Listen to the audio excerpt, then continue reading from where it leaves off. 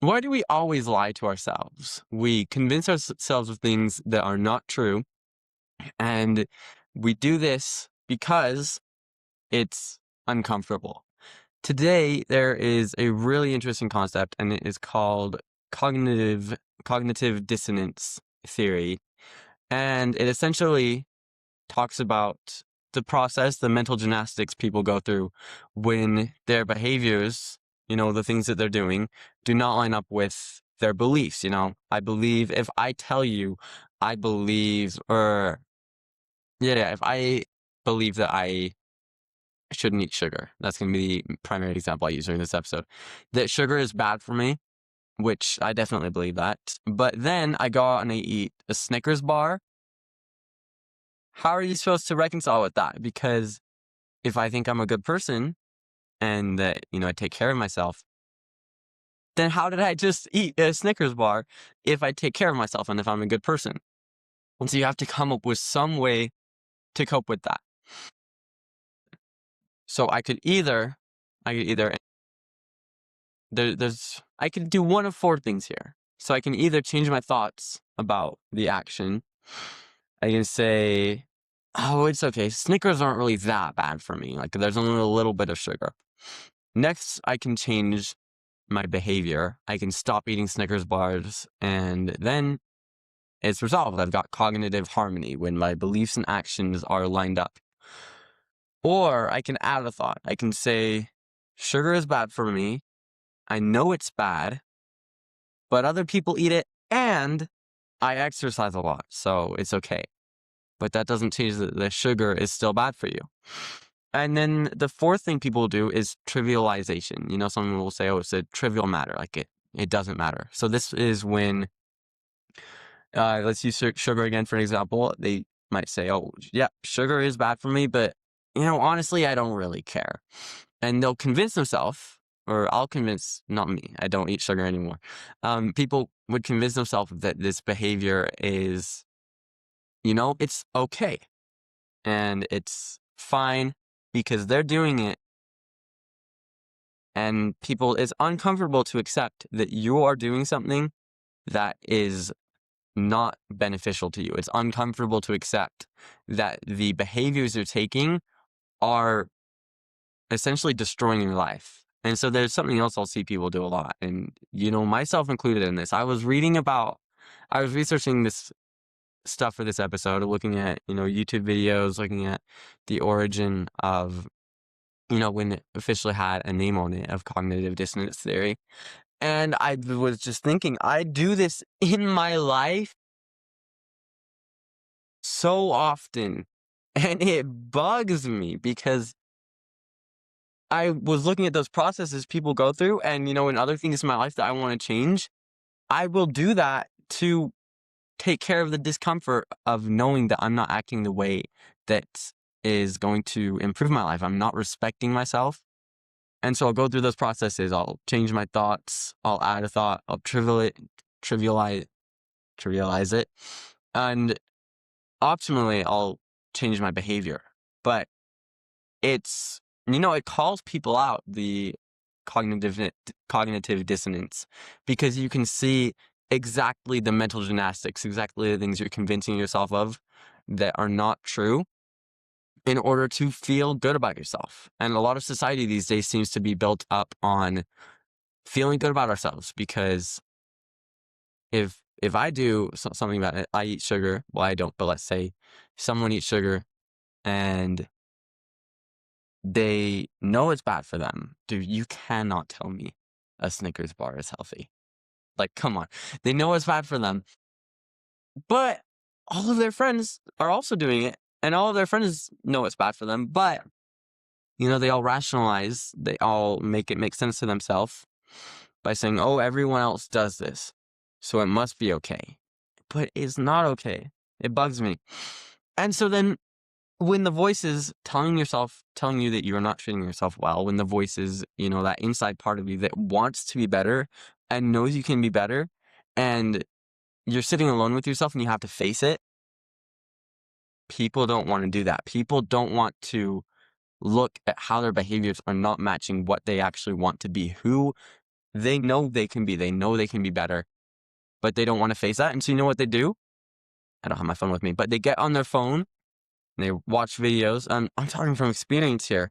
They distract themselves. I distract myself, and this is what I see people doing, and I bet you do it too. I think there's reason to believe that whoever is watching this right now, you do this in your life all of the time.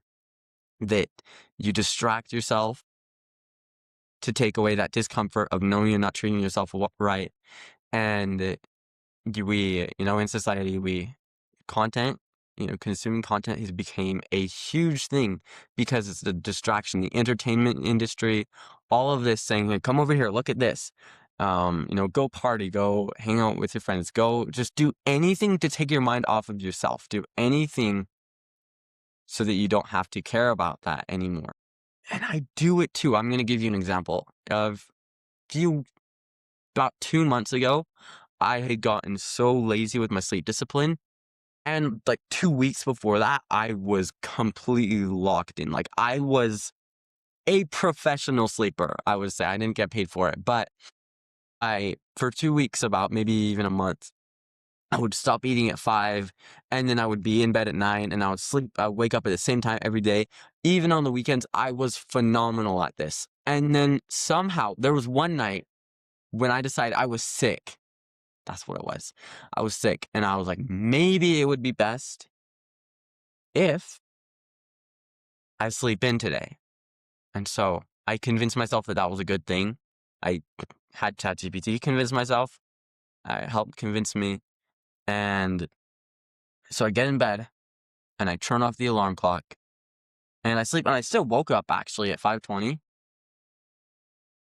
And then I went back to sleep anyways. And that started this chain reaction of, oh, I can actually be flexible with my bedtime now. Then give it a week and a half later, I was playing Minecraft. This was a bad week of the year. This was like a bad 2 weeks of the year. I don't know what I was doing. But I was playing Minecraft, and, I would spend the day scrolling on my phone, and it was like 12 a.m., and I had gotten my sister. I had convinced her, hey, let's watch a movie or something and hang out. Then, I don't like talking about this because I was betraying myself. I was betraying my values and my principles.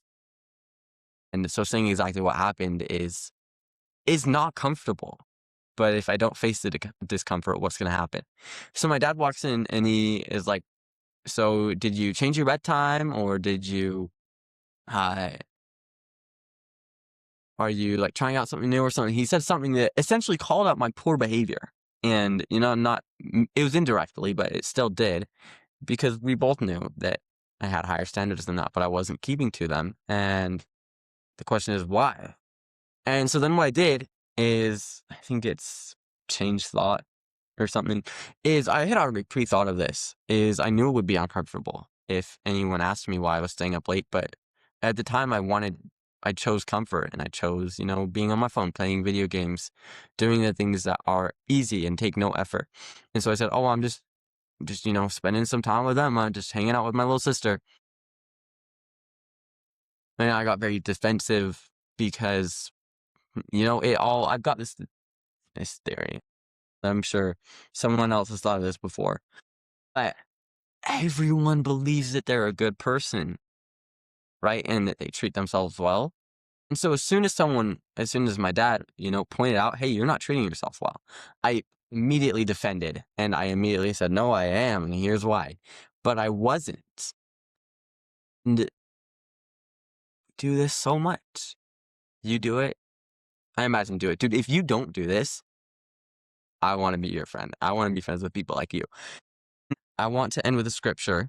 I don't know how long we've been recording for, but there is a scripture in 1 Nephi 16, 1-3. And Nephi is talking to his brothers, and he's just called them out for their evil, for their wrong, their unrepentance, and how they are acting and choosing to serve evil.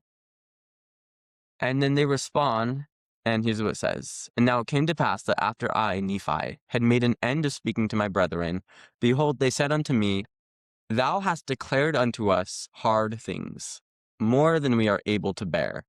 And it came to pass that I said unto them, that I knew I had spoken hard things against the wicked.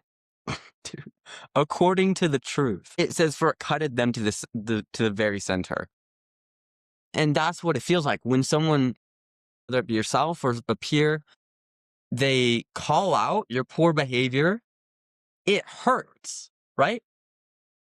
Because you don't like it, that you have been acting in a way that is not good, in a way that is not helpful to you.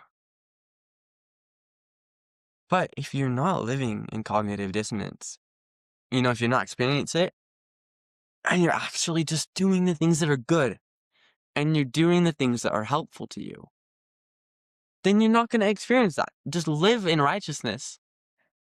Live with what is true and with what is good. So please, I'm begging you. I'm kind of talking to myself right now because I know I'm confident within the next couple hours, within the next day, there's going to be some behavior, and I'm going to try to go through this process. I'm going to try to convince myself that my poor behavior is okay when it's not. And I'm begging you, please look for those times. Notice when you do it, and notice when other people do it, and do not justify. Do, say that it's okay when it's not. Do not convince yourself that treating yourself like you are not valuable is okay. Because it creates pain. It creates that internal conflict. And you need to face that so that you can become the ideal version of yourself. You are not going to like yourself if you don't treat yourself well. So that's the cognitive dissonance theory. I hope that you will look for it in your life and you will notice when you're doing it. And instead of, making it trivial, oh, I don't care about this, adding a thought, oh, sure, it's bad for me. This thing is bad for me, but I do something else so it balances out. Or you change your behavior. Or no, do change behavior. But don't change thoughts. Sugar is bad. This thing is bad, but actually it really isn't bad. Notice when you're doing that and then change the behavior, and it is going to hurt to change the behavior. You're going to have to push past what was comfortable because we have been building comfort and we have been allowing comfort to be the ruler of our lives. We do not do that anymore. And I'm kind of talking to myself here, right? I'm thinking about the kind of man that I want to be. And I don't know who's watching this, but think of the kind of man that you want to be. And don't let comfort, don't let evil, don't let sin get in the way of that. You have an ideal for yourself. You want to be excited about life, and you are. And if you let this win, it's going to destroy your life. It's going to destroy your self-respect. If you convince yourself that good is bad. I'm going to end with one quote from a very wise man. There's one person watching right now that you know who I'm referencing. And he says, you know who you are as well. Everyone else, you guys don't. I'm going to cut that out. No, I'm going to leave it. Okay, anyways. He says, I believe that I can convince myself that wrong is right. Example, it is fine for me to do what is not God's hope and design for me. But it takes a good bit of fighting and self-betrayal to do so. I think that's wisdom. That captures cognitive dissonance, right there. That we can convince ourselves that wrong is right, that evil is good, and that what we're doing is okay. But if it's not okay, and you will know internally if what you're doing is not good, and if it is not God's hope and design for you, you're going to know. And you may have convinced yourself that it is. It's not, right? So keep that in mind. Be good. Be strong. Be awesome. Dude, absolute banger. Let's go. I love cognitive dis yeah, yeah.